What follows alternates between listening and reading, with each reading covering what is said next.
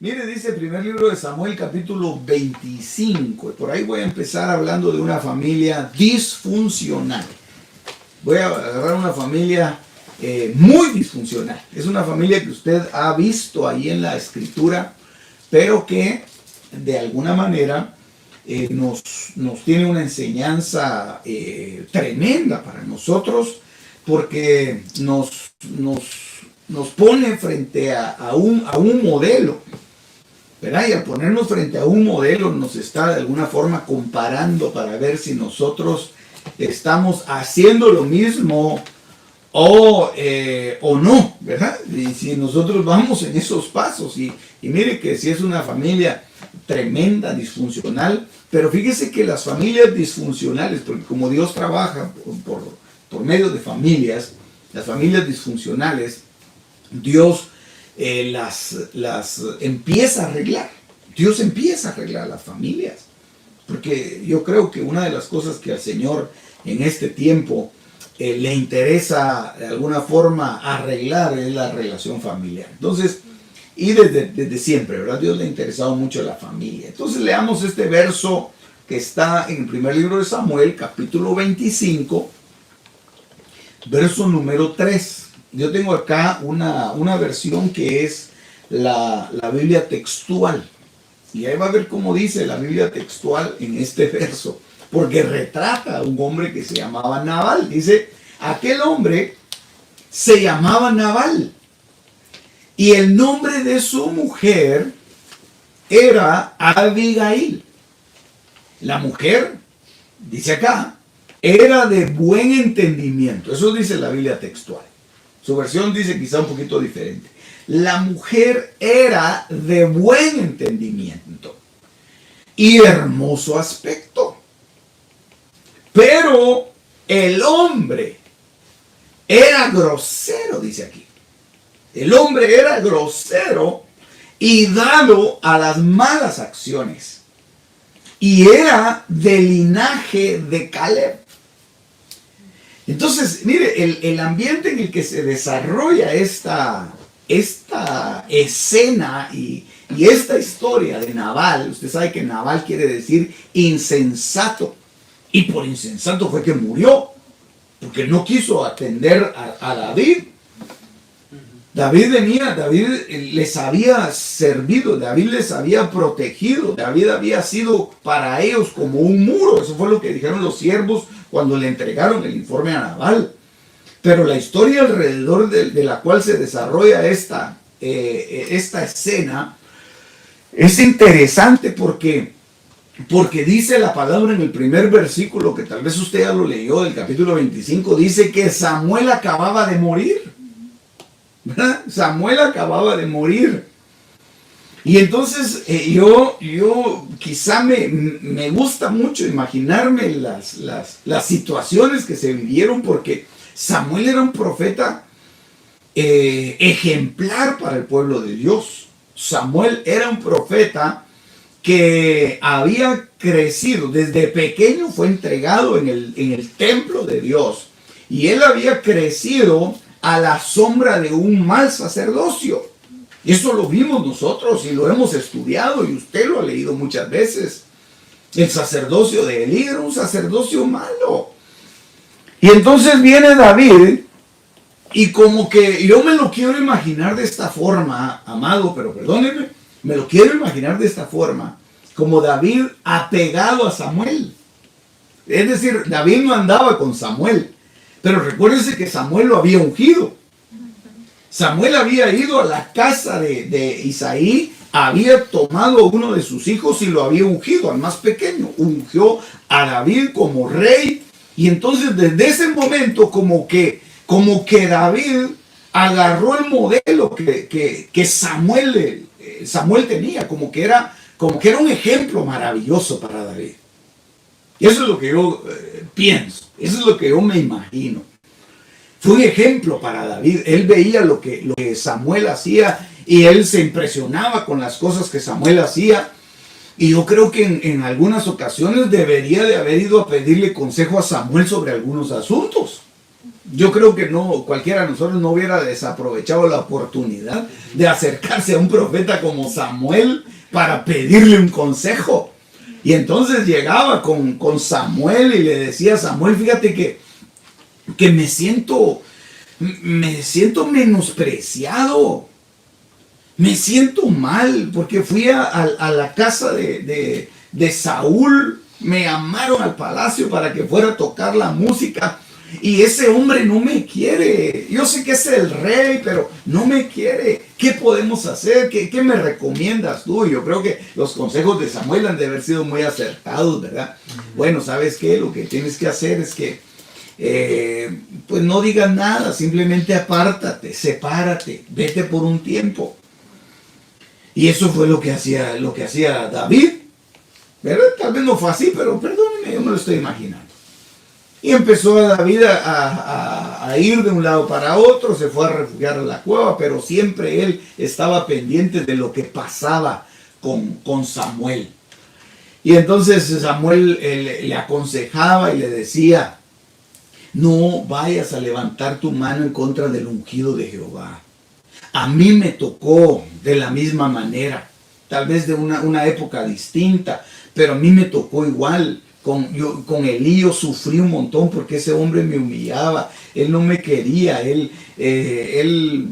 sus hijos hacían cualquier cosa y a mí me trataban mal, pero yo siempre honré a mi cobertura, yo siempre fui un muchacho que traté de seguir los consejos de mi madre, qué sé yo lo que le decía Samuel. Y entonces David como que adquiría ese conocimiento, ese bagaje tan tremendo que tenía este hombre Samuel, y entonces él se abstenía de hacer algo en contra de Saúl, y empezó aún a amar a Saúl como padre. Empezó a amar a Saúl como padre, tanto así que le decía, Padre mío, le decía. Es decir, le tenía un cariño impresionante. Y no que Saúl haya sido su papá, ¿verdad? Porque es una historia judía que no tiene fundamento, pero él le decía, Padre mío. Y entonces, y Saúl lo perseguía, lo humillaba, hacía tantas cosas. Entonces, de ahí, de ese ambiente, venía David. Y cuando él llega a pedirle a Nabal, que es la familia que nos tiene ahora pues en el foco, ¿verdad? Que es la familia disfuncional de la que yo le quiero hablar. Cuando él llega a pedirle a Nabal ayuda, Nabal se la niega. Y eso que David llegó con Nabal, con una tremenda bendición para Nabal. Le dijo a sus siervos, vayan con Nabal y le dicen que yo le envío una bendición, que tenga larga vida y que tenga paz. Y que estoy en un problema y que necesito que me ayude. Necesito que me dé algo. Porque ustedes saben cómo nosotros hemos ido con Nabal. La historia usted la conoce. Nabal dijo que no. ¿Quién es David? Yo ni lo conozco. Quizá cuando los siervos le estaban contando quién era David, a él que le importó, él siguió en su cosa. Él estaba esquilando las ovejas y le dijo, váyanse de aquí, no quiero saber yo nada. Lo desdeñó, lo despreció. Pero fíjese qué cosa más tremenda. Porque ese hombre, Nabal, que tenía un nombre que lo fotografiaba exactamente lo que él era, dice la palabra de Dios que tenía una esposa que tenía buen entendimiento y una esposa que tenía un hermoso aspecto. Que yo creo que cuando David vio a Abigail le gustó la mujer, solo que él sabía que era la esposa de Nabal y aún él no le dijo nada, pero después ya que Nabal murió, él la mandó a traer, porque David de alguna manera había visto en ella no solamente su linda apariencia, sino su hermosa actitud que tenía. Miren, no es solamente tener una linda apariencia, ¿verdad? Sino tener una hermosa actitud. Muchas veces la actitud bota por el suelo la apariencia, ¿verdad? Y fíjese que dice acá este verso, pero en otras versiones. Dice que Abigail, y mire usted el contraste, mire si no era una familia disfuncional. Porque este verso que leímos nosotros dice que era una mujer de buen entendimiento y de hermoso aspecto. En otra versión, dice que esta mujer era prudente y hermosa. Qué lindo eso, ¿verdad? Qué lindo, prudente y hermosa. Otra versión dice que era sensata y muy linda, dice. Mire qué bonito, ¿verdad? Tenía una buena mujer este hombre. Tenía una mujer sensata, tenía una mujer muy linda. Yo me pregunto, ¿cómo habrá hecho este hombre para tener una mujer así? ¿Verdad? Porque él era un grosero. Dice una de las versiones, dice que este hombre era brutal, dice. Y de mal comportamiento. Entonces, ¿cómo un contraste tan tremendo del cielo a la tierra? ¿Cómo sería que ese hombre conquistó a esa mujer? ¿Y cómo sería que esa mujer se fijó en ese hombre? ¿Verdad? No sé si ustedes se han puesto a pensar en eso, porque ya aparecen ellos ya casados ahí, y una de las cosas que no menciona la palabra es que tuvieran hijos. De alguna manera Dios estaba preservando ese vientre para David. Pero mire pues, yo lo que pienso es que pudieron haber sido dos alternativas por las cuales esa mujer se llegó a enlazar con Nabal. Las que yo pienso. Otra cosa es que hubiera sido un acuerdo entre la familia, ¿verdad? Pero eso no lo tomé en consideración yo. Yo pienso que una de las cosas es, o Nabal fue muy hipócrita cuando la conoció. No mostró lo que realmente era. Se mostraba caballeroso, se mostraba amable, le abría la puerta del carro para que ella se metiera. Le mandaba regalos, le llevaba serenata por las mañanas, en las madrugadas, la perseguía por aquí, andaba por allá, si a ella le gustaba tal cosa, él veía cómo hacía, le componía poemas. Es decir, era un hombre, era un tremendo caballero el Nabal. Pero era hipócrita, todo lo estaba fingiendo. Esa es una opción. Es una opción, que haya sido muy fingida la cosa. Pero yo creo que esa es la opción menos probable. Yo lo que creo es que este hombre antes no era así. Eso es lo que yo pienso. Que antes este hombre, para llegar a ser así, tuvo que haber pasado por un proceso. Es decir, su nombre de alguna manera le pesó en su actitud. Tal vez era un hombre muy bien formado, era un hombre cariñoso, era un hombre que estaba luchando contra muchas cosas que traía, quería efectivamente a Abigail, la amaba, se casó con ella porque la amaba. Se casó con ella, fue a pedir su mano legítimamente porque él tenía realmente en su corazón el deseo de formar una familia. Imagínense lo que yo me estoy imaginando, cómo sería Nabal. Pero tenía un nombre terrible. Es decir, tenía una historia ese hombre, tenía un antecedente, es decir, tenía una herencia encima de él, que tarde o temprano le vino a afectar en su matrimonio. Entonces, por eso es que ahora nosotros vemos tremendos problemas en las casas, tremendos problemas en los matrimonios, porque la hermana dice, pastor, pero fíjese que él no era así antes, yo no sé qué le pasó. Se descompuso, pastor. Fíjese que él ahora es un grosero. Mire cómo me habla. Antes me llevaba dulces. El día de la madre me daba un montón de regalos, aunque yo no era su mamá, pero me daba regalos, me llevaba chocolates, me llevaba rosas, me llevaba esto, me llevaba a comer por aquí, por allá. Ahora es un pesado. Ahora, pastor, perdóneme con todo respeto le digo esto, pero mi esposo es un patán. ¿Le imagínese, hermano? Así era Nabal. Así era Nabal.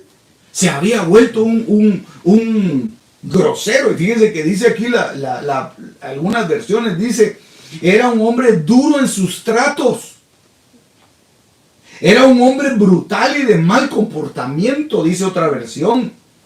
Otro dice, era áspero y de malos hechos. Era un hombre duro y malvado. Era un hombre malo en sus prácticas. Era un hombre brusco. Él nunca fue brusco, pastor. Él nunca fue brusco, se lo prometo. Y ahora mire cómo me agarra, me dobla el brazo y me empieza a hacer un montón de cosas como que yo fuera luchador de la UFC. Mira cómo está de grosero, mira las cosas que me dice, mira las abusiveces. Él no era así, pastor, no sé qué le pasó. Pero puede ser que los papeles se inviertan también. Puede ser que el hombre es el que se queje de la mujer. Puede ser que el hombre llegue y le dice, mamadita linda, amada de mi corazón, mi florecita preciosa, ¿por qué dice usted esas palabras? ¿Por qué usted está actuando de esa manera? ¿Por qué usted es malvada? ¿Por qué está nevando allá afuera y usted saca al perro y lo deja ahí 3 días sin comer? Sí, porque fíjese que aquí, mire, dice aquí la palabra que habla acerca de Nabal, dice que era duro y malvado. Otra versión dice que era insolente y malo. Yo no sé si ustedes tienen alguna otra versión que diga algo distinto a lo que yo estoy diciendo, pero tal vez nos damos aunque ya nos dimos una tremenda idea de qué tipo de hombre era, ¿verdad? Pero imagínense una mujer que fue muy linda y que de repente empieza a cambiar su actitud. Algo pasó. Algo pasó. Y no podemos echarle la culpa solamente a los ancestros, aunque él tenía ancestros terribles, el nombre que le habían puesto. Señora, ¿cómo se va a llamar su hijo? Insensato. Qué feo ese nombre. ¿Verdad? Hay algunos países en donde no permiten el registro de ciertos nombres. ¿Verdad? Por ejemplo, en algunos lugares son tan pues cerrados en ese aspecto y es bueno, ¿verdad? Porque, digamos, llega alguien y le quiere poner a su hijo, ¿usted cómo le va a poner a su hijo? Judas. No le dejan que le ponga Judas. ¿Verdad? Se lo prohíben, está prohibido. ¿Cómo le va a poner a su hija? Jezabel. No, eso no se puede poner aquí. Hubo alguien en Japón que quiso registrar a su hijo con el nombre de Satanás. Imagínense qué cosa, ¿verdad? Y se lo prohibió el registro. Dijeron, no, ese nombre no. Y le ponen otros que se parecen, ¿verdad? Nombres que se parecen. Por ejemplo, hay un nombre que es muy común y no le voy a decir cuál es, usted lo investiga, pero es un nombre muy común que quiere decir adorador de Baal. Y hay gente que lo usa. Y yo cuando oigo que alguien se llama así, digo yo, que el Señor ministre ese nombre, que el Señor te cambie el nombre, porque al final de cuentas eso puede afectar en tu conducta, en tu carácter, pero aún puedes tener un nombre precioso, un nombre bíblico hermoso, aún puedes llamarte de los nombres más lindos que hay en la Escritura, Daniel, David, ¿qué otro no? José, ¿ah? Nehemías, Esdras. Aún puedes tener unos nombres bien lindos, bíblicos, pero tener una actitud como la que tiene Nabal. Tener una actitud de Nabal. ¿Por qué? Porque de alguna manera algo pasó que se fue a manifestar en tu vida y ya en tu matrimonio se empieza a manifestar y empiezan a salir cosas tremendas. Y entonces una de las cosas que tenemos nosotros que hacer es poner delante de Dios como familia aquellas cosas que están saliendo y que nosotros no encontramos una explicación y uno empieza a reaccionar y a decir, pero si yo no era así, no sé por qué ahora estoy reaccionando así, no sé por qué soy tan iracundo, no sé por qué me he vuelto violento, no sé por qué todo me tiene hastiado, ¿por qué actúo de esa manera? Yo creo que hay muchas cosas que nosotros debemos de cambiar en nuestro corazón, porque si no lo hacemos, corremos el riesgo de que nos pase lo mismo que le pasó a esta mujer. Todavía ella trató de enmendar las cosas con David para que no destruyeran su casa. Pero David ya no destruyó la casa, sino que fue Dios el que destruyó a ese Nabal, a ese insensato. Porque Dios está interesado en arreglar las casas. En arreglar las casas. Y no podemos nosotros dejar que una mala actitud, no podemos nosotros dejar que un comportamiento, un carácter nos eche a perder nuestra casa. Nos echa a perder nuestra casa, nos echa a perder nuestra viña. Tenemos que cambiar en el nombre de Jesús. Aleluya. Se van perdiendo cosas en el matrimonio. La mujer debe aprender cómo enamorar al marido otra vez, hombre. El hombre debe aprender cómo enamorar a la mujer otra vez. No puede ser que la tires a la calle. La mujer no puede ser que deseche al marido y diga, ese ya no quiero nada con él, ese no sirve para nada, ese es un inútil, ese es un insensato, ese se debe haber llamado Nabal, ya no quiero nada con él. No puede ser eso. Tienes que luchar por restaurar tu casa. Tienes que luchar. Yo sé que de la audiencia que tengo en esta noche, no hay ninguno que haya llegado a los niveles que llegó Nabal. Definitivamente. Es que estos son unos niveles demasiado altos. Llegó a menospreciar a David, el que lo había cuidado, el que lo había protegido. David le había protegido desde hace mucho tiempo y él dijo, ¿y quién es David? ¿A mí qué me importa? Si yo aquí estoy tranquilo, si no hubiera estado la protección de David, hacía ratos que le hubieran invadido su hacienda, que le hubieran robado sus ovejas. Él no tuviera ovejas que estar esquilando si David no se las hubiera cuidado. Pero fue un tremendo malagradecido, un tremendo malvado. Y aún la mujer sabía, dice, ese es un hombre insensato, ese es un Nabal. Bueno, el asunto acá va tremendo. Por eso pidámosle a Dios, pidámosle al Señor que cambie nuestras actitudes. Mire, solo le voy a terminar de leer las últimas versiones que encontré yo acerca de la característica de Abigail. Dice que era prudente y hermosa, era sensata y muy linda. Dice otra versión, esta me gustó mucho, dice, era de buen seso y agraciada. Es decir, que era inteligente. Era inteligente. Dice, era buena en cuanto a discreción. Ah, qué lindo es, hombre. Y hermosa en cuanto a forma. Era bella e inteligente. Qué lindo, hombre. Y esto no solo va para las mujeres, porque yo sé que hay mujeres lindas. Aquí entre nosotros, los que estamos hoy conectados, hay mujeres hermosas, lindas. Mujeres son preciosas, pero eso va para los hombres también.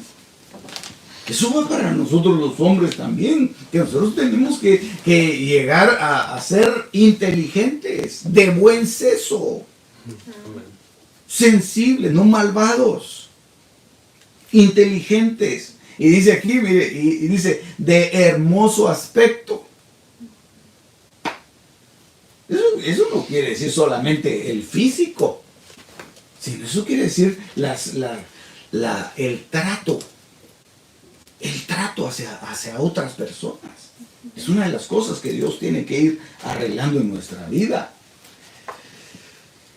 Ahora lo llevo al Nuevo Testamento. Y ahora le voy a presentar otra familia disfuncional. Primero le presenté la de Nabal y Abigail. Disfuncional completamente, que no se pudo arreglar las cosas. Se arregló para Abigail, pero Nabal se le paralizó el corazón. Ahora mire esta otra familia que le voy a presentar acá. San Juan capítulo 11. Y le presento a 3 personas que estaban en esta familia. ¿Ya vio quiénes son? 3 hermanos. 3 hermanos. Uno, Lázaro. Otro, María. Y el último, Marta. Y el verso dice de esta manera. Y estaba enfermo cierto hombre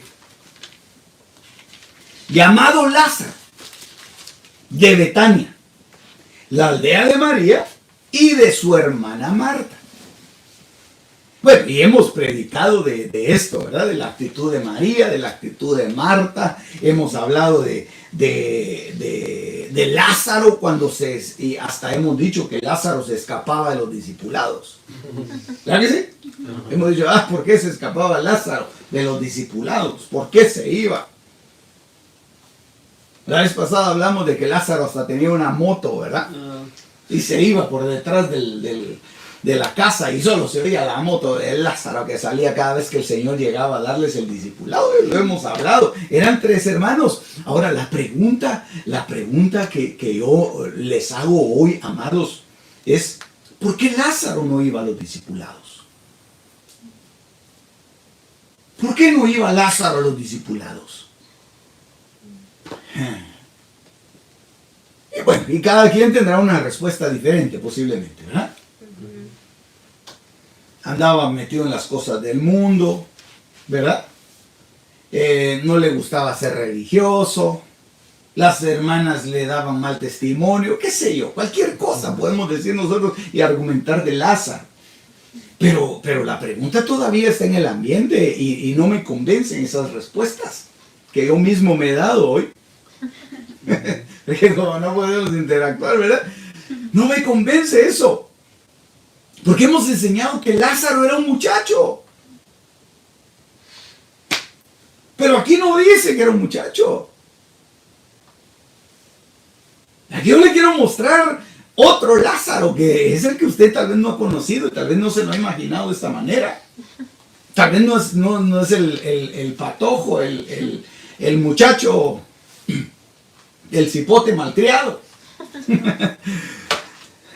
Sino que dice que estaba enfermo cierto hombre. No dice que era un jovencito. No dice que era el hermanito menor. No dice que estaba enfermo un joven como Eutico, que sí sabemos que era un joven. Estaba un joven llamado Eutico sentado en la ventana y se cayó.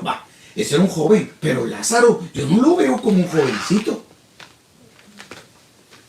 Entonces, yo creo que de alguna manera pues nos hemos como inventado eso, ¿verdad? De que era un jovencito. Sí. Aleluya.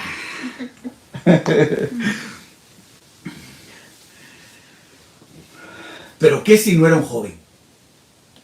Yo no sé. Pero ¿qué si no era un joven? ¿Nunca ha pensado usted en esa posibilidad? ¿Nunca ha pensado usted diferente a como ha predicado su pastor? ¿Nunca ha pensado usted que su pastor lo fotografía como un joven y tal vez usted se lo imagina como un adulto? Yo tengo algunas cosas que hablarle respecto a Lázaro, porque esta era una familia disfuncional, pero por algo era una familia disfuncional. Las dos hermanas se rindieron al Señor, una servía y la otra adoraba. Las dos hermanas estaban, y cuando llegó el Señor las salían a recibir, y cada vez que él pasaba por Betania, se hospedaba en la casa de Marta y de María. Porque las amaba, y amaba a Lázaro también. Pero ¿qué pasó con Lázaro? Eso es lo que a nosotros nos intriga. Ahora yo le pregunto, amado, ¿no será que Lázaro era el hermano mayor? ¿No será que Lázaro? ¿Y por eso fue que Lázaro estaba enfermo? ¿No será que Lázaro era ya un hombre entrado en años?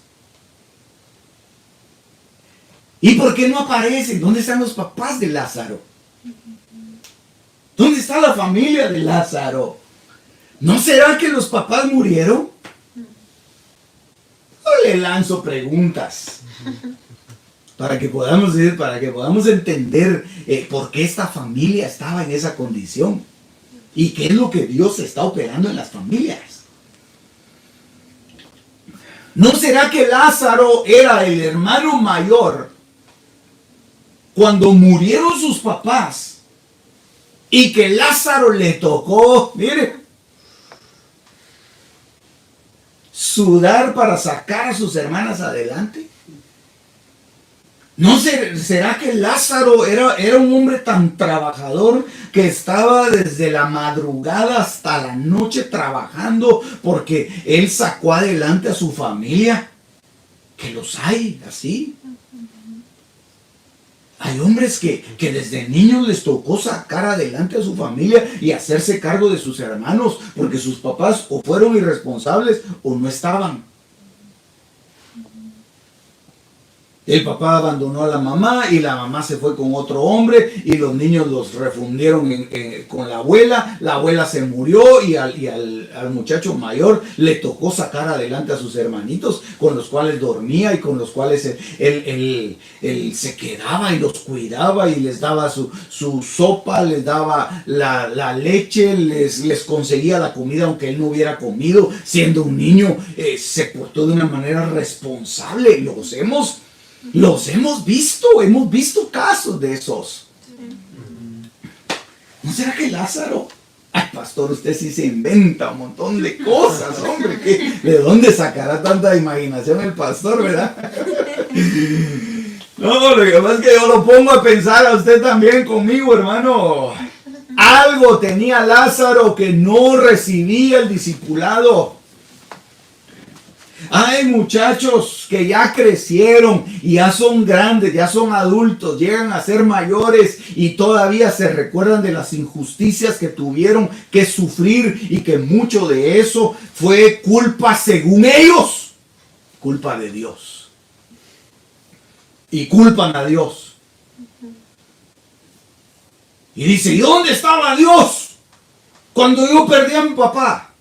¿Dónde estaba Dios cuando yo perdí a mi mamá? ¿Dónde estaba Dios cuando yo pasaba en las noches cuidando a mi hermana que tenía fiebre y no sabía qué hacer y era un niño? ¿Dónde estaba Dios? Y empiezan ellos a sentir ese coraje en su corazón. Y empiezan a tener un desprecio hacia las cosas de Dios. Y nosotros los queremos llegar a evangelizar, hablándoles de las Pléyades, de Orión y de los 7 jinetes, dijo una vez alguien, ¿verdad? Del Apocalipsis, son 4, pero alguien dijo 7 y está bueno, ¿verdad? Le queremos hablar de esto, de lo otro, pero él está amargado en su corazón. Él no va a recibir la palabra. Y hay hogares así. Ay, pastor, yo no sé por qué mi esposo, mire, no quiere ir a los cultos. Yo ya lo he invitado y yo ahora lo que le estoy pidiendo al Señor es que le caiga el COVID-19. Para que aprenda. Y en el hospital que haya un milagro y que lo levanten y que le metan los tubos y que después él reaccione y que acepte al Señor aunque sea ahí en la cama. Y lo que tal vez ella no está viendo es que ese hombre sufrió tanto. Ese hombre pasó por un proceso tan fuerte que no logra despegarse de eso. Y tiene que venir una operación del Espíritu Santo sobre ese corazón. Y si Dios te puso en ese hogar en donde hay un hombre así endurecido, pues tú eres parte de la solución. Tú eres parte de la solución, por eso es que Dios te puso ahí, para que estés orando, intercediendo, ministrándolo, hablándole cosas lindas del Señor, para que tengas una actitud como la que tenía Marta y María, sirviendo al Señor, porque Lázaro veía que sus hermanas se desvivían por atender al Señor. Llegaban a la casa y ya viene otra vez el montón de gente, decía Lázaro. Ay, Dios mío, y lo peor es que ya no puedo, yo vengo cansado y estás viendo que gente entra y sale y unos entran topándose en la puerta y ya salen mirando, decía Lázaro, ¿verdad? Unos los llevan en camilla y ya salen caminando, gritando, ay, Dios mío, qué cosa, que yo no sé en qué se metieron ellas, pero bueno, son mis hermanas y las quiero. Llegaban las hermanas, Lázaro, mira, fíjate que necesitamos ir a traer unas Coca-Colas, pero no tengas pena, agarra ahí la tarjeta y la vas a comprar ahí a BJ's, ahí Stop and Shop está abierto, anda a comprar. Ahí se iban las hermanas a traerla y todo, porque Lázaro era así. Lázaro es de las personas que se da. Yo no sé si usted ha conocido gente así. Dice, ay, ya van a venir los hermanos de la iglesia, tal vez ni es convertido, ya van a venir los hermanitos, ya van a venir los aleluya. ¿Sabes qué vos? Anda a comprarles ahí un pastel de algo, unas enchiladas, comprarle y para que se entretengan. Yo me voy a ir a ver tele allá adentro, en lo que ustedes están ahí en sus cosas. Pero él está, de alguna manera, él siempre está dispuesto. Yo creo que por eso era que el Señor lo amaba, porque él sabía que Lázaro estaba ahí. Él sabía que Lázaro estaba ahí y dice, oh, esto lo compró Lázaro. Oh, esto lo puso Lázaro aquí para mí. Porque sabía de qué tipo de bebida le gustaba al Señor. Y entonces el Señor veía la bebida y decía, oh, esto ya sé quién lo compró. Esto lo compró Lázaro. Qué lindo, cómo el Señor amaba. Por eso es que los discípulos llegaron con el Señor y le dijeron, el que amas está enfermo. El que amas está enfermo. Había llegado la enfermedad, había llegado el ocaso a la vida de Lázaro. Era un hombre que se había destruido posiblemente los pulmones. Miren lo que yo me invento, bueno. Trabajando en las minas de carbón. Ahí se había destruido los pulmones Lázaro. Pero para que las hermanas tuvieran lo que tuvieran. Por eso es que las hermanas amaban tanto a Lázaro. Sabían que Dios tenía un propósito con él. No le echaban las indirectas a Lázaro. Comprendían lo que Lázaro estaba pasando y esperaban que Dios hiciera el milagro. Muchos de los problemas que hay en los hogares es precisamente porque la gente quiere convertir a su familia. A pura fuerza quieren convertirlos. Y no es así. Es Dios el que hace la obra. Es el Espíritu Santo el que va a hacer la obra. Lo único que tú tienes que hacer es que tienes que llorarle al Señor, clamarle al Señor y decir, Señor, yo te pongo en tus manos, Señor, a esta mujer. Es la mujer que me cuidó, fue como mi madre. Mi madre se fue, pero esa mujer entregó su vida por mí. No puede ser, Señor, que ahora tenga su corazón tan duro, tan amargado, tan lleno de cosas feas. No puede ser que se haya vuelto una mujer amarga, una mujer triste, una mujer deprimida. No puede ser, Señor. Llévale vida y están constantemente orando.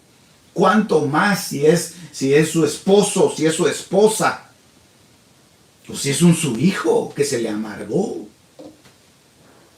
Es su hijo que le tocó duro, que le tocó estar con usted en los problemas más difíciles, que le tocó lidiar con muchas cosas que usted debió haberlo hecho. Ahora ya su hijo está grande, ya no quiere nada con el Señor, pero ese muchacho merece una oportunidad como se la dio el Señor a Lázaro. Señor, ¿acaso Lázaro no te importa? No, esta enfermedad no es para muerte, porque Dios está tratando con él. Así que quedémonos unos días más, porque Dios va a terminar de hacer la obra. ¿Te das cuenta que no es presionando a la gente? ¿Te das cuenta que no es cuestión de que uno va a hacer la obra? Oh, pastor, ya llevo 7 convertidos, se han convertido conmigo. No, es el Espíritu Santo. Amén. Lo único que tú has hecho es darles el último empujoncito, ¿verdad? Sí. Pero ya el Señor los llevó hasta la orilla y lo único que tú haces es darles un último empujón y ahí se van al agua, pato, ¿verdad? Ahí va. Es la obra del Espíritu Santo, es la obra de Dios. Amén. Pero hay que clamar, pero hay que orar, pero hay que buscar a Dios. Entonces miren la historia de esta familia. Era una familia definitivamente disfuncional, completamente disfuncional. Las expectativas de María eran unas, las expectativas de Marta eran otras, las expectativas de Lázaro eran otras, los padres ya no estaban. Y entonces crecieron sin padres, crecieron sin ayuda, crecieron sin apoyo. Pero la misericordia de Dios los alcanzó. La misericordia de Dios los convirtió en hijos. Por eso no te canses de servir al Señor. Por eso no te canses de adorar al Señor, porque eso es una actitud que va a conducir a tu familia a que se entreguen a Cristo. Cuando vean cómo tú les sirves. Por eso yo te digo, hermano, para lo de la Santa Cena, para los servicios y todo, esa es una actitud de lo que hacía Marta. Que siempre le pasamos el tráiler a la pobre Marta, ¿verdad? Marta, Marta, estás afanada. Pero el Señor la amaba. El Señor la amaba porque Marta quería que las cosas estuvieran bien, que estuviera todo en su lugar. Y le hizo el milagro, le devolvió a su hermano. Por eso trabaja en lo que hay que trabajar. Prepárate bien, prepara el domingo, prepárate el miércoles, prepara los días que hay que hacer. Interésate en la oración, interésate en el clamor, porque ese es el trabajo que tú tienes que hacer para que tu familia venga. Ay, no, pastor. Mi familia ya está más perdida que el diablo. Ya no quiero yo saber nada. Yo lo que quiero ahorita es que el Señor me arrebate. ¿Qué actitud más terrible, hombre? ¿Qué actitud más terrible? Tienes que pelear por tu familia. Tienes que pelear por los tuyos. Y cuando sea el momento de la adoración, pues conviértete en María. ¿Verdad? Porque primero va Marta y después va María. Conviértete en María y adora al Señor y desconéctate de todo. Yo no sé cómo hay gente que puede estar viendo la prédica aquí, ¿no? ¿Verdad? Porque no, yo los controlo que me estén viendo y yo los miro también, ¿verdad? Pero no sé cómo hay gente que puede tener la prédica y está viendo el Facebook. Y están scrolleando, ¿verdad? O llegan al culto a scrollear su Instagram. O a ver los Twitters. Y uno tras otro, tras otro, tras otro. ¿Y qué está haciendo, hermano? O tomando nota. Cuentero es, no está haciendo nada. Cuando estés en el culto, enfócate en el servicio. Pues es que yo trato de ir rápido y ahorita ya me agarró la tarde. Yo trato de ir rápido. Para no entretenerte mucho y que podamos, y que puedas estar conectado. Que puedas estar enfocado. Que quites todo distractor.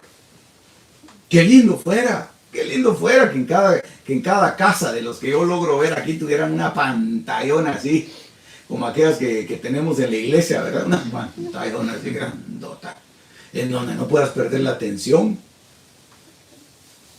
Por eso es que yo le dije a mis hijitos que me ayudan aquí, les digo, no, apaguemos la tele porque a veces está pasando la imagen. Pongámoslo, yo quiero tener toda su atención. Quiero tener toda su atención.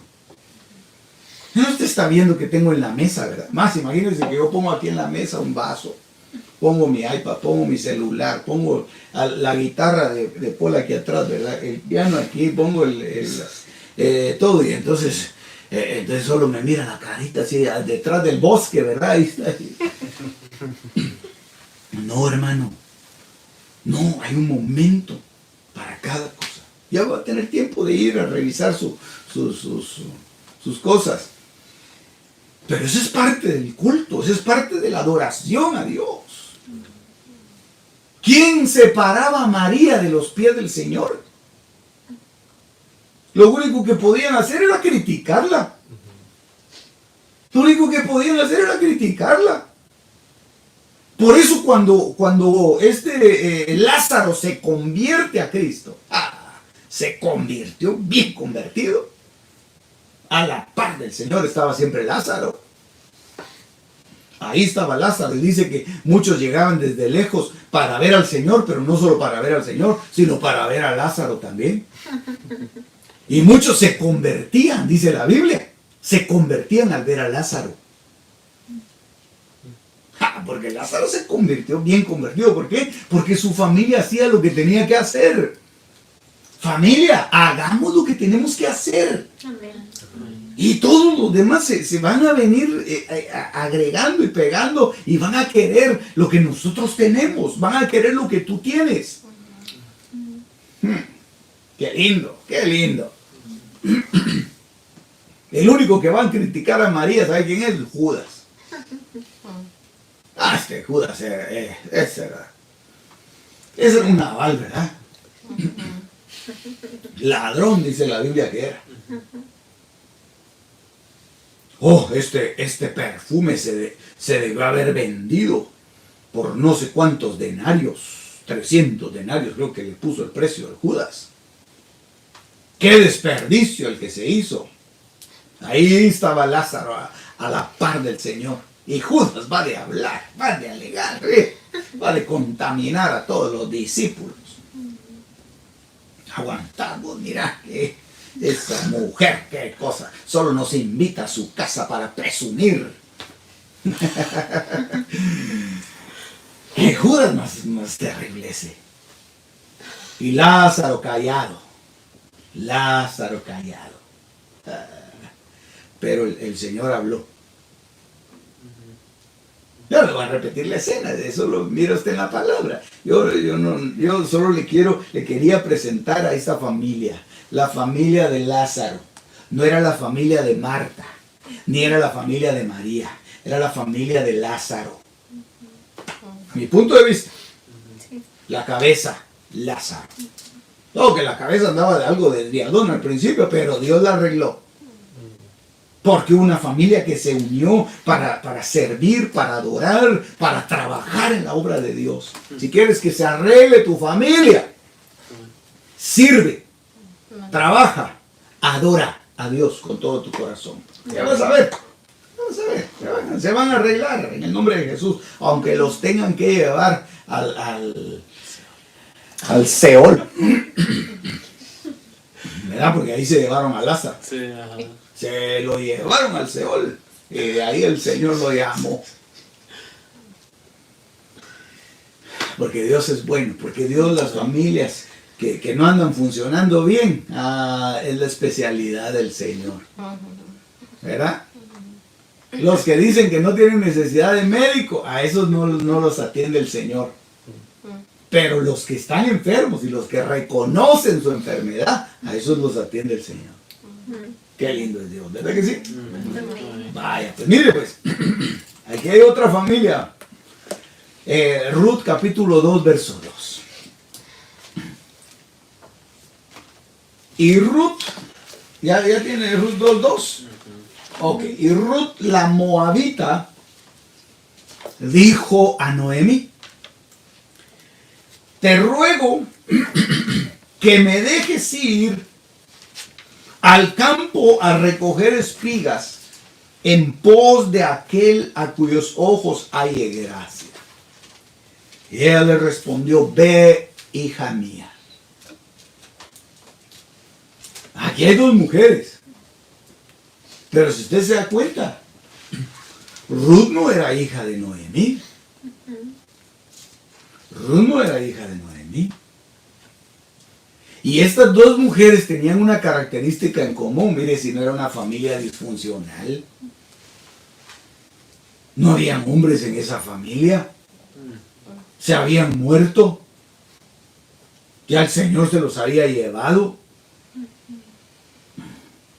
Lo mismo creo yo que le pasó a Nabal, les pasó ahí a ellos. Pero eran dos mujeres que lo que tenían en común es que las dos eran viudas. Una estaba amargada. Una estaba amargada. La anciana. Digámoslo así, porque ella misma dijo, ¿verdad? Yo ya soy vieja, dijo. Y aún si yo pudiera estar con un hombre hoy, ustedes esperarían a que el niño creciera para que yo se los entregara a ustedes. Es decir, que era una mujer anciana. ¿Y cómo no se iba a sentir amargada Noemí, si todas las cosas que le habían pasado? Se le murió el marido. Se le murieron sus dos hijos. Una de sus nueras se fue, la otra se quedó ahí.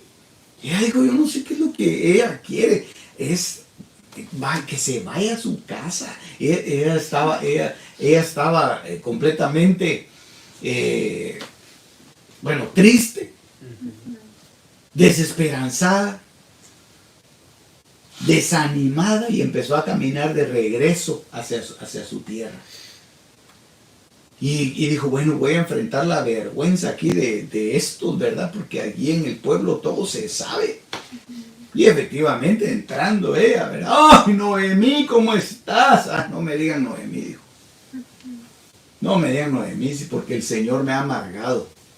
Ahora díganme Mara, porque en gran amargura me ha puesto el Señor. Ay, y todos veían ¿y con quién venís? Viene conmigo esta que no se quiso quedar ahí viene conmigo. Y ahí venía Ruth caminando. Las dos eran viudas, pero una estaba amargada. La otra sí había perdido un poquito la esperanza, pero tenía fe en que algo grande Dios iba a hacer con esa mujer. Algo le había enseñado esa mujer. En sus años de alegría, en sus años de gozo, algo le trasladó esa mujer a Ruth. Que agarró, digo, no, el Dios de esta mujer es tremendo. Algo grande Dios tiene a través de esta mujer. Y le hacía caso y le obedecía. Qué cosa más linda, hombre. Qué cosa más maravillosa. Qué cosa más hermosa, porque es que cuando uno quiere realmente buscar la bendición, cuando uno quiere realmente ser restaurado, cuando uno quiere que su familia vuelva otra vez a resurgir, uno hace cualquier cosa. Uno se vuelve obediente, hombre. Uno se vuelve obediente. O al menos así debería de volverse uno, ¿verdad? Oh, porque cuando tienen sus cosas, tienen por aquí, tienen por allá y hacen esto, hacen lo otro, ¿qué importa, verdad? Y son desobedientes, ya andan como corderitos de la manada, pero sueltos, ¿verdad? Y se van por aquí, se van por allá, y ¿qué les importa? Pero cuando están en apretura, cuando están en necesidad, qué obedientes son. Entonces, de alguna forma, las pruebas y las dificultades nos ayudan a nosotros para poder restaurar y para poder recuperar a nuestra familia. Así que si estás en una prueba, Dios está trabajando con tu familia. Dios quiere recuperarte a la familia. Dios quiere restaurar ese amor entre la familia. Dios quiere restaurar la relación con tu esposa, con tu esposo o mujer. ¿Acaso no sé yo que hay problemas en los matrimonios? Claro. Yo soy pastor, sé, y no voy a decir, pero y uno diría, sí, pastor, son 2, 3. No, bastantes. Que tienen problemas. Ay, de mí está hablando el pastor. No, estoy hablando de muchos que tienen problemas. Que tienen problemas en el matrimonio, que la mujer no aguanta al marido y el marido no aguanta a la mujer. Y no se pueden reconciliar. No hay una forma de reconciliación. Y entonces viene Dios y hace que se les caiga encima lo que han construido. Viene y se destroza todo por lo que han tanto soñado. Entonces tienen que empezar de nuevo. Y a Ruth le tocó empezar de nuevo. Qué difícil ha de haber sido para Ruth como mujer viuda empezar otra vez de nuevo. Pero tuvo el ánimo de empezar. Tuvo el aliento de empezar. Tuvo la fuerza de Dios para poder empezar otra vez. No importa lo que hayas perdido, hermano. No importa lo que hayas perdido. No importa lo que se ha ido y lo que pasó. En este tiempo hay mucha gente que está perdiendo muchas cosas. Hay iglesias que están siendo cerradas. La vez pasada yo te hablaba que habían solo aquí en Nueva York, alrededor de 1000 iglesias. 1000 iglesias cristianas que cerraron sus puertas. Solo aquí en el área de Nueva York. Ahora con esto de los saqueos y todos esos problemas, pues me imagino que van a haber mayores problemas todavía.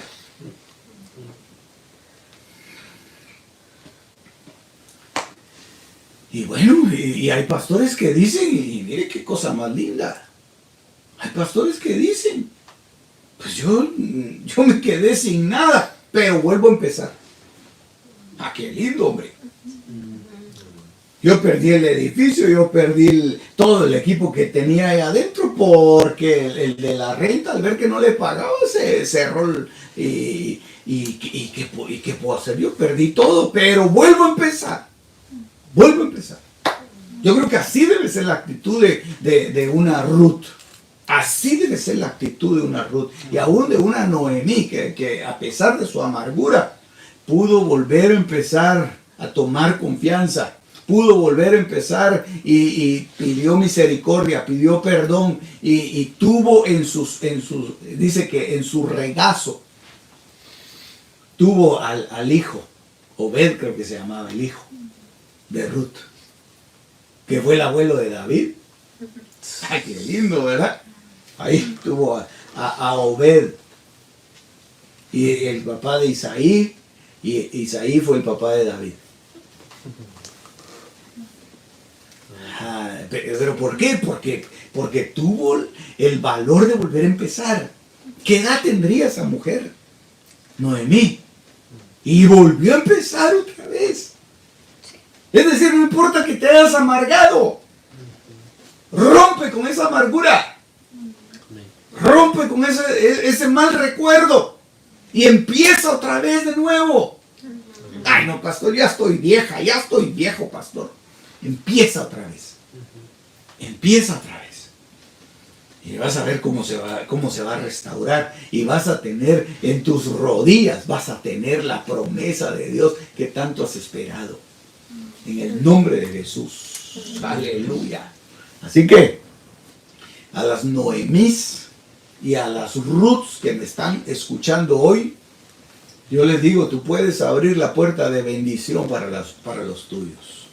Tú puedes ser una puerta de bendición grande y maravillosa para que tu casa vuelva otra vez a florecer.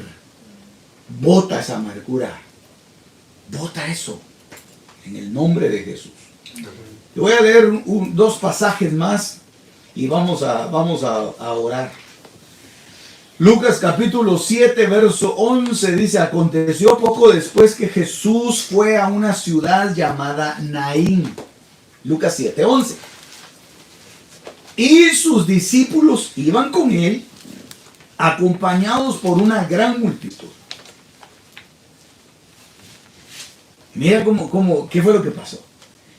Y cuando se acercaba a la puerta de la ciudad, he aquí sacaban afuera a un muerto, hijo único de su madre.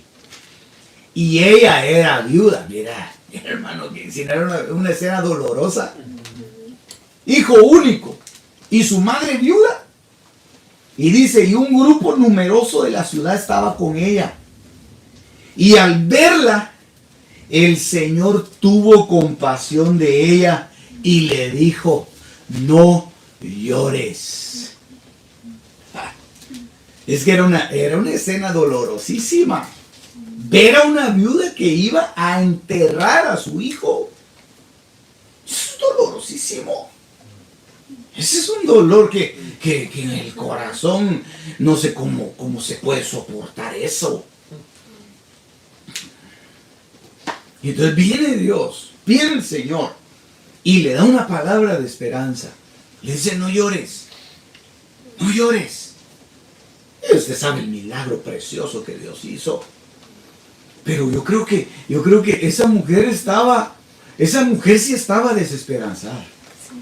Esa mujer sí lo había perdido todo. Esa mujer estaba completamente perdida. No tenía una solución. Su hijo era todo lo que ella quería. Yo no la veo como una mujer interesada en que el hijo creciera y la mantuviera. No, yo veo a una mujer que quería sentir la satisfacción de haber sacado adelante a su hijo. Y su muchacho creció, quizás sin su papá, o no sé si lo perdió ya cuando estaba grande, pero el asunto es que había un corazón hecho pedazos ahí, que era el corazón de esta viuda. Destrozado completamente. ¿Con cuánto deseo había esperado ella un hijo? ¿Cuánto deseo espera la gente? Un niño, ¿verdad? Y me trae a la mente una historia que escuché yo de una mujer, y creo que con esto voy a terminar, ¿verdad? Pero tenía otro pasaje ahí para leerlo, pero otro día lo leemos. Pero una mujer que yo no sé si ustedes la oyeron mencionar alguna vez, pero se llamó Fanny Crosby. Nunca lo oyeron mencionar. Esta mujer, más o menos a principios del siglo pasado, 1900, ella compuso la mayor cantidad de himnos cristianos en este país. Compuso alrededor de 1800 himnos. Nadie más ha compuesto más música que esta mujer, Fanny Crosby. Y esta mujer tuvo digamos, no sé cómo decirlo, ¿verdad? Pero nació ciega. Bueno, no nació ciega. A los días de haber nacido, tuvo una infección en sus ojos y el médico que la operó, el médico que le dio la medicina, hizo una mala práctica y la dejó ciega. Y entonces la niña creció ciega. Y entonces al crecer así, la mamá, imagínense qué dolor el que tenía en su corazón esta mujer, porque no solamente era la esperanza de ella, sino que un hombre le haya hecho una maldad de ese tipo, una mala práctica. Y esta mujer, Fanny Crosby, se sabía los versos de memoria que su mamá le leía. Se los memorizaba, tenía una memoria impresionante. Compuso tantos himnos que todavía se cantan en el mundo. Y ella dijo una vez, si yo pudiera elegir, dijo ella, volver a nacer y tener mis ojos bien, yo elegiría nacer ciega. Dijo ella. ¿Qué cosa más tremenda? Yo elegiría nacer ciega. Porque así, en el momento en que yo me presente delante del Señor, el primer rostro que yo vería sería el rostro de mi Salvador. Qué cosa más linda, ¿verdad? Entonces, mire, hermano, mire, uno a veces lo ve como una desgracia, las cosas que pasan, ¿verdad? Como una desgracia, dice uno. Ay, pobre aquel, ¿verdad? Se quedó viudo. Pobre aquella, se le murió su hijo. Pobre, pero Dios está a punto de hacer un milagro. Dios está a punto de hacer algo grande. Esta mujer tiene una biografía impresionante. Tiene una biografía impresionante. De cada ocasión que ella vivía, ella escribía algo para el Señor. Y lo empezaba a cantar, lo empezaba a entonar y siempre vivía con un agradecimiento a Dios. ¿Por qué? Porque Dios, de una aparente desgracia, Dios saca un tremendo milagro y una tremenda victoria. Por eso es que aquí esta mujer me conmueve mi corazón, pero me alegro tanto por ella. Porque conoció a Dios en otra dimensión, a la dimensión en la que muy pocos hemos accedido. Y qué agradecimiento. Yo creo que ella era una de las mujeres que seguía al Señor constantemente a donde Él iba. Digo yo, pero sabe. Pero qué agradecimiento tendría esta mujer en su corazón. Así que, amado, trabaja por tu familia. Y aunque tú creas que estás dentro de estas características que puse aquí de familias disfuncionales, déjame decirte que Dios puede arreglar tu casa. Dios puede arreglar tu familia. Dios puede arreglar esas actitudes que están en tu corazón. Dios puede cambiarte ese carácter tan amargo que tú sabes que lo tienes. Tú sabes que tienes un carácter terrible, pero tal vez lo tratas de ocultar detrás de una broma, detrás de una sonrisa, detrás de ser muy, muy jocoso, pero sabes que tienes un carácter que está destruyendo tu casa. Sabes que tienes unas actitudes que están destruyendo el corazón de tu esposo o el corazón de tus hijos o el corazón de tu esposa. Pero hoy Dios va a meter su mano. Hoy Dios te va a bendecir. Hoy Dios va a traer sobre ti un tiempo maravilloso. Así que yo te invito, amado, a que cierres tus ojitos ahí, sin que te muevas de tu lugar. Cierra tus ojitos y empieza a darle gracias al Señor.